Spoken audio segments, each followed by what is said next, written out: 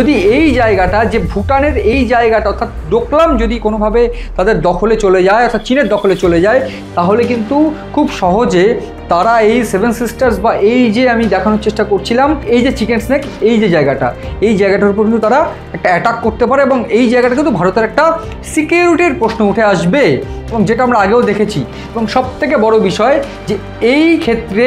নেপালের উপর চীনের কিন্তু একটা প্রভাব রয়েছেই এবং পাশাপাশি এদিক থেকে যদি দেখা যায় বাংলাদেশের উপর কিন্তু একটা প্রভাব কিন্তু চীনের রয়েছে, ফলে সব দিকে কিন্তু ভারতকে ঘিরে ফেলার চেষ্টা কিন্তু চীন করছে। এবং সেই জায়গায় দাঁড়িয়ে ভুটান একমাত্র এমন দেশ যারা ভারতের সঙ্গে সবসময় থেকেছে,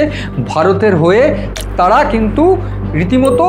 বন্ধুত্ব নিভিয়েছে, রীতিমতো কর্তব্য নিভিয়েছে, কর্তব্য একেবারে দেখিয়েছে। ঠিক সেই জায়গায় দাঁড়িয়ে এই জায়গাটা যদি কোনোভাবে এই জায়গাটা মূলত যদি কোনোভাবে চীন দখল করতে পারে, সেক্ষেত্রে শিলিগুড়ির উপর আক্রমণ, শিলিগুড়ির উপর একটা কিন্তু প্রভাব আসবে।